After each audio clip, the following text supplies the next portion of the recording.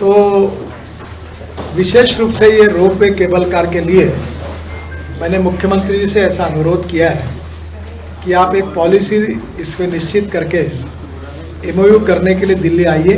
Ministry of surface transport उन्होंने भी प्रस्ताव दिया है, हम तैयार हैं। और इसमें मैंने उनको दो चीज़ें रिक्वेस्ट की हैं कि रोपवे केबल कार अगर बनती है तो टैक्स मिलने वाला है, तो इसको अगर आप संभव हुआ तो जीएसटी से अगर एग्जम्पशन देते हैं तो we will treat it as a equity given by the state government to the project, जैसे right of way, forest environment clearance और जीएसटी, क्योंकि ये जब होगा तो टैक्स मिलेगा, तो इसलिए नोशनल लॉस है। तो ये एक मैंने रिक्वेस्ट की। और दूसरी मैंने रिक्वेस्ट ये की है कि हिमाचल प्रदेश का हाइड्रो पावर ये बड़ी स्ट्रेंथ है, 11,000 मेगावाट तैयार होती है। तो पूरे रोपवे केबल कार को बड़े मुश्किल से शुरुआत के समय में 5 मेगावाट लगेगी, 5-10 मेगावाट और मैक्सिमम 100 मेगावाट। तो मैंने कहा कि आप इसमें हम प्राइवेट इन्वेस्टमेंट को आकर्षित करने के लिए आप 10 साल के लिए इसको हम बिजली निःशुल्क देंगे, बाद में पैसा लेंगे। ऐसा अगर आपने कोई पॉलिसी दी तो ये आपका बहुत ज़्यादा नुकसान नहीं होगा, पर इसके कारण एक हम public private investment, foreign investment को आकर्षित कर सकेंगे। अर्थात ये निर्णय उनके ऊपर है और उनकी सरकार में आवश्यकता होगी तो कैबिनेट से अप्रूवल लेके वो पॉलिसी बनाकर वो दिल्ली आएंगे तो हम एमओयू साइन करेंगे और रोपवे केबल कार और ये सब बनाने के लिए हम तैयार हैं। इसमें एक इम्पॉर्टेंट चीज़ की घोषणा मैंने की है, वो है कि दिल्ली से कुल्लू ये हम 2 साल के अंदर 7 घंटे में करेंगे। तो 7 घंटे में करने में दिल्ली से लुधियाना, ऑलरेडी दिल्ली से कटराम एक्सप्रेस हाईवे बना रहे हैं एक्सिस कंट्रोल, उसका काम भी शुरू हुआ है, अनेक पैकेज अवार्ड भी हो गए हैं। तो दिल्ली से लुधियाना ये रोड हम वैसे ही बना रहे हैं जिसका काम जोरों में शुरू है। इसका जो लुधियाना से रूपनगर ये एक्सिस कंट्रोल है हाईवे, इसका हमने बिड इन्वाइट कर दिया, टेंडर इन्वाइट कर दिया, महीने भर में उसको अवार्ड कर देंगे। और रूपनगर से कुल्लू ये 4 लेनिंग प्रोग्रेस में है। तो ये पूरी तरह से अभी हमने दिल्ली मेरठ हाईवे बनाया जिसका अगले महीने में मैं उद्घाटन करूंगा। तो पहले 4.5 घंटे लगते थे, अब 45 मिनट लग रहे हैं। फिर हमने मेरठ से आगे हरिद्वार और देहरादून तक रोड बनाया, तो बहुत से लोग मुझे मिले कि 3 घंटे में, अभी पहले 8 या 9 घंटे लगते थे देहरादून से दिल्ली, अब 3 घंटे में दिल्ली आ रहे हैं। फिर हमने दिल्ली से देहरादून नया एक्सप्रेस हाईवे बना रहे अक्षरधाम से, और जो केवल 2 घंटे में देहरादून, उसको देहरादून के पहले थोड़ा हरिद्वार की तरफ जाएंगे 47 किलोमीटर, तो हरिद्वार भी 2 घंटे में, और उसी को अंबाला से हम चंडीगढ़ लेके आएंगे तो 2 घंटे में चंडीगढ़ में। तो ये 3 हाईवे हमारे, इसके भी काम लगभग शुरू है। तो दिल्ली से कुल्लू ये जो हाईवे होगा वो हिमाचल प्रदेश को सबसे इम्पोर्टेंट कनेक्टिविटी इसकी होगी, और इसके कारण निश्चित रूप से यहाँ टूरिज़्म बढ़ेगा। एक जो इम्पोर्टेंट रोड है जो अभी टोटल हिमाचल प्रदेश में हम 19 टनल बना रहे हैं, और इसमें से 8 टनल का ऑलरेडी काम चालू है, और अभी 4 टनल जो थी वो यहाँ से अपने मनाली से लेह का जो मार्ग है उसके ऊपर अटल टनल बनी है। अटल टनल के बाद शिंकुला करके टनल है 4.5 किलोमीटर। इसमें 10 दिन पहले ही बीआरओ और डिफेंस मिनिस्ट्री और सबके साथ मीटिंग हुई। हमारी NHIDCL जो थी उनकी 12 किलोमीटर की अलाइनमेंट थी, हमने ये 4.5 किलोमीटर को ये अनुमति दी है। इसके बाद आगे और बरालाचा, लाचुंगला, तांगलंगला में और 3 टनल है, इसके भी DPR हम बनाकर इसको भी काम कर रहे हैं। इसमें इस रोड पर काफ़ी जगह ऑलरेडी हमने रोड का काम शुरू कर दिया है। तो साधारणतः मनाली से लेह अभी 28 या 30 घंटे लगते हैं, पर 12 घंटे में ये हो जाएगा। तो इसके कारण एक नया हिमाचल जो इसके आगे अटल टनल के आगे में जो है, इसको टूरिज्म के दृष्टि से विकसित करने के बारे में मुख्यमंत्री से मैंने अनुरोध किया है। तो इसके बारे में पहले से ही अच्छा प्लान बना है, ताकि इसमें निश्चित रूप से और बड़े प्रमाण पर टूरिस्ट आकर्षित होंगे और निश्चित रूप से इसका फायदा होगा। अभी हम लोग हिमाचल प्रदेश में हमारे 15,000 करोड़ के वर्क प्रोग्रेस में है। 15,000 करोड़ के नए वर्क हम इस बार अवार्ड करने जा रहे हैं। हमारी 8 टनल प्रोग्रेस में है और 11 टनल जो है वो अवार्ड हुई है। तो मेरे भाषण में अभी यूट्यूब पर पूरा भाषण है, तो मैं कोई रिपीट नहीं करता, तो उसको डिटेल प्रोजेक्ट वाइज मैंने पढ़ा है, तो उसको आपको पढ़ने के लिए मिलेगा। एक इम्पॉर्टेंट चीज़ मुख्यमंत्री जी ने कही है कि ये जो हाईवे हमने बनाया 2 लेन पे शोल्डर, वैसा रिवर के इस साइड में भी हमने 40 किलोमीटर का हाईवे बनाना चाहिए। तो मैंने उसको स्वीकृति दी है, डीपीआर बनाने के आदेश दिए। मैंने एक ही उनसे प्रार्थना की है कि लैंड एक्विजिशन में अगर कोई अल्टरनेटिव जगह स्टेट गवर्नमेंट ढूंढकर उनको देगी, तो जो घर वगैरह जाएंगे उसका मुआवजा हम देंगे। तो ऐसा कुछ लैंड एक्विजिशन कॉस्ट 200, 300 करोड़ रुपए किलोमीटर तक आती है। तो उससे बहुत, एक तो 9,000 करोड़ का प्रोजेक्ट है जो आज मैंने जो जाहिर किया। तो मैंने उनसे अनुरोध किया है कि थोड़ा ये लैंड एक्विजिशन और इसमें राज्य सरकार कोई मार्ग निकालने में मदद करे, जगह के लिए पर्यायी जगह या थोड़े और ज़्यादा भी जगह दे सकते, जो भी नीति उनको तय करनी है, तो इसका बहुत बड़ा फायदा होगा। तो ये भी रोड को मान्यता दी है। बाकी बड़े प्रमाण पर हिमाचल प्रदेश की लाइफलाइन रोड कनेक्टिविटी है, और अभी कुछ प्रिंसिपल हाईवे है, उसको हाईवे में कन्वर्ट करने के बारे में मुख्यमंत्री जी भी मांग की थी, मैंने भी प्रिंसिपल हाईवे करके घोषित किए थे। तो इस समय प्रधानमंत्री जी का उसको अप्रूवल जल्दी मिलेगा, ऐसा मुझे विश्वास है, और उसमें भी काफ़ी मांगे हम निश्चित रूप से पूरी करेंगे। बाकी आप पूछिए।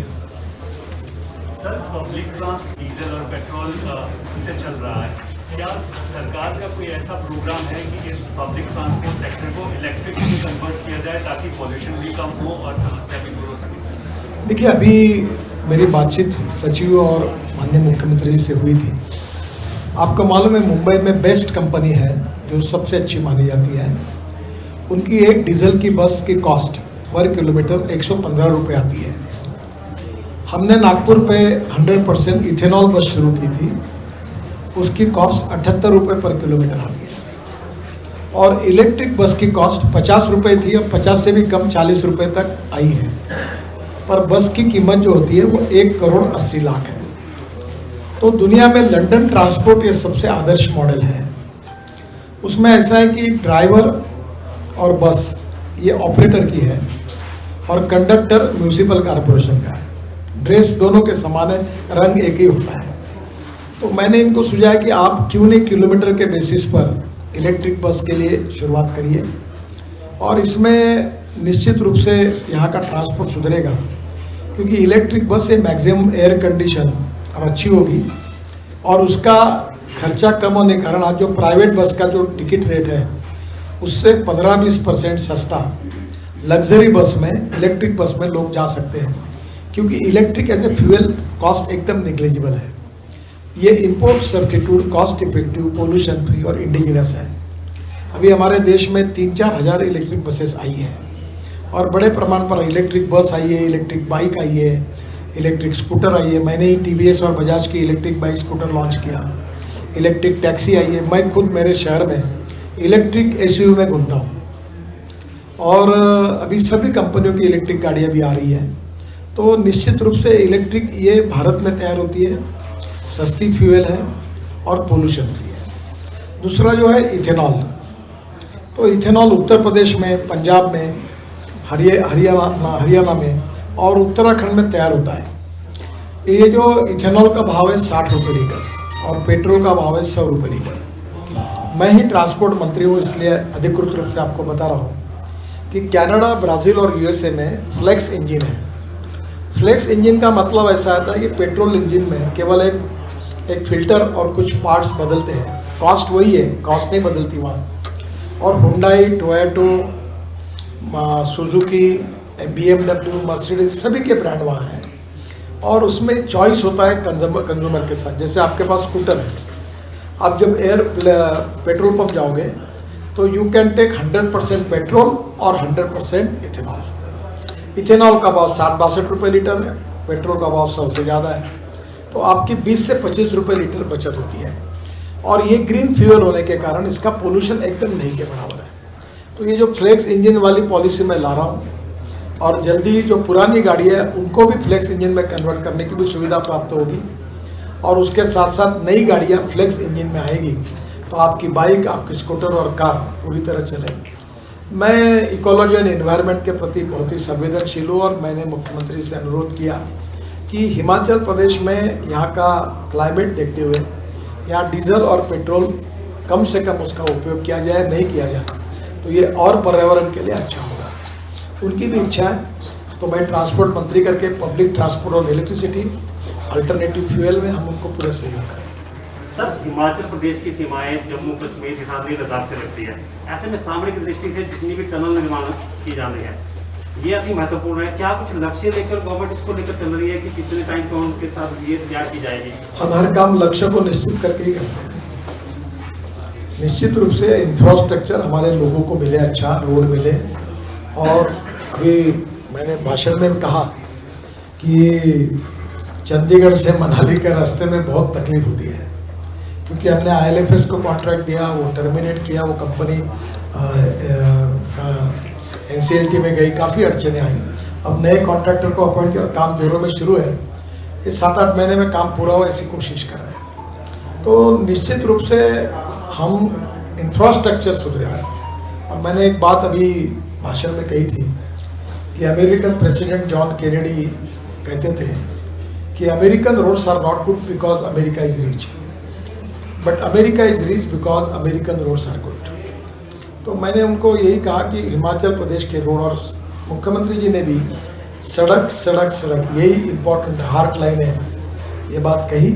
तो मैं प्रधानमंत्री मोदी जी के नेतृत्व में भारत सरकार की ओर से यहाँ के इंफ्रास्ट्रक्चर को, सड़क को सुधारने के लिए पूरी मदद करें। सर, आपका जब हिमाचल का पिछला दौरा था उस वक्त भी बीजेपी की सरकार थी, उस वक्त आपने मन से ये कहा था कि अगर सरकार ऐसा प्रपोजल दे जिसमें अल्टरनेट मोड ऑफ ट्रांसपोर्ट रहे तो केंद्र सरकार प्रदेश सरकार की मदद करेगी। सर, ये ऑफर अभी भी अवेलेबल?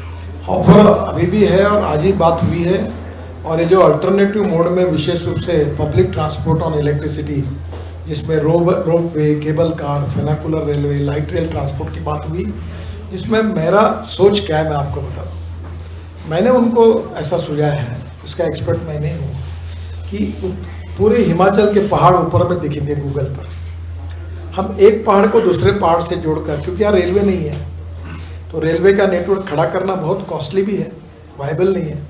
तो हम ऊपर के ऊपर हम इस प्रकार का नेटवर्क तैयार करें जो इलेक्ट्रिक पर चलेगा, एक पहाड़ से दूसरे पहाड़ को, दूसरे से तीसरे पहाड़ को, और पहाड़ से नीचे आने का फिर रोड ट्रांसपोर्ट का, तो पूरा चित्र बदल सकता है। तो इसका एक DPR बनाकर टेक्निकल कंसल्टेंट, और विशेष रूप से मैंने उनको कहा कि स्विट्जरलैंड, नॉर्वे, यहाँ इस प्रकार के काम हुए, वहीं से कोई अच्छे कंपनी से अगर होता है तो अच्छा रिपोर्ट, एक विजन फॉर हिमाचल प्रदेश तैयार करके आप करिए।